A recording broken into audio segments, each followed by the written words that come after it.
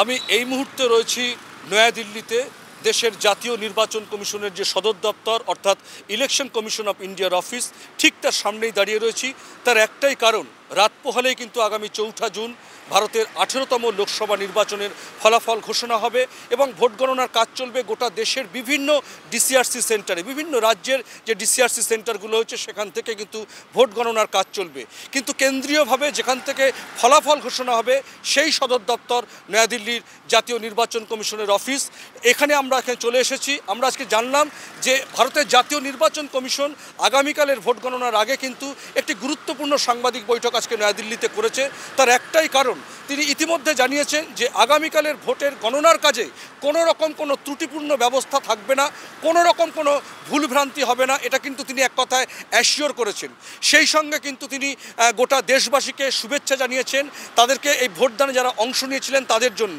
তিনি জানিয়েছেন যে 96 কোটি 90 লক্ষ মানুষের মধ্যে 64 কোটি মানুষ কিন্তু 18তম লোকসভা নির্বাচনে ভোটদানে অংশগ্রহণ করেছেন, তার মধ্যে 33 কোটি মানুষ কিন্তু মহিলা।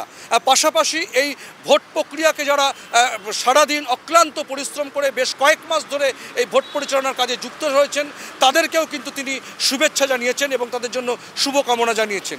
সেই কথায় সাংবাদিক সম্মেলনে তিনি বলতে গিয়ে এক কথায় তিনি বলেছেন যে বিষয়টা হচ্ছে এরকম, ফুলের সৌন্দর্য সবাই মনে রাখে, প্রশংসা করে কিন্তু প্রশংসা করে ফুলের, কিন্তু মালির কজন খোঁজ রাখে।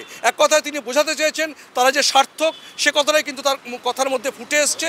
এবং সর্বোপরি তিনি এক কথায় বারবারই বলতে চেয়েছে ভোট গণনার কাজে কিন্তু আগামীকাল কোনো ত্রুটি হবে না। তার একটাই কারণ, এই প্রাসঙ্গিকতাটা এই জায়গায় অভিজ্ঞ মহল বলছে যে আমরা জানি যে 1 জুন যে ভোট শেষ হয়েছিল, 7ম দফার ভোট, তারপরে যে দেশের বিভিন্ন এজেন্সি এবং বিভিন্ন গণমাধ্যম এক্সিট পোল করেছে, সেখানে কিন্তু বলা হচ্ছে যে এই মুহূর্তে 18তম লোকসভা নির্বাচনের শেষে তৃতীয়বারের জন্য কিন্তু দিল্লির মসনদে ফিরে আসতে চলেছে ভারতীয় জনতা পার্টি। প্রায় তারা নাকি 350টি আসন নিয়ে এবারে দিল্লির মসনদে চলে আসতে পারেন এবং বিজয় মাল্য কিন্তু তাদের গলায় পড়তে পারে। সেই জায়গা থেকে কিন্তু ইন্ডিয়া জোট বা অন্যান্যরা মিলিয়ে কিন্তু বিভিন্ন সমীক্ষা যেটা বলছে তারা পেতে পারে মোট 172টি সিট। অর্থাৎ বলছে ইন্ডিয়া জোট পাবে 125টা এবং তাদের সহযোগী যারা রয়েছে তারা পাবে, অন্যান্যরা পাবে 47টা। পশ্চিমবঙ্গের ক্ষেত্রেও কিন্তু সেই এক্সিট পোল বিভিন্ন সমীক্ষা, তথ্য সমীক্ষা যে উঠে এসছে, সেখানে বলা হচ্ছে তৃণমূল কংগ্রেস নেতৃত্বাধীন যে দল তারা কিন্তু মাত্র 13 থেকে 15টা সিট পাবে, বাকিরা বেশিরভাগটাই 25 থেকে 28টা সিট পাবে তৃণমূল বিজেপি এবং অন্যান্যরা হয়তো না পেলেও পেতে পারে।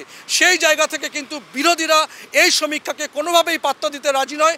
তারা এবং মমতা বন্দ্যোপাধ্যায় এই সমীক্ষা যারা দেখিয়েছেন বা বলেছেন তাদেরকে মোদিয়া মিডিয়া বলেছেন এবং বলেছেন যে ধৈর্য ধরে থাকতে বলেছে তাদের দলের কর্মীদের যতক্ষণ ভোট গণনা আগামীকাল শেষ না হচ্ছে। অন্যদিকে কংগ্রেস সভাপতি কিন্তু মল্লিকার্জুন খাড়গে কিন্তু জানিয়ে দিয়েছে যে এই যে ভোট গণনার কাজ শেষ না হওয়া পর্যন্ত আপনারা কেউ হাল ছাড়বেন না, ধৈর্য ধরুন, আমরাই ক্ষমতায় আসব।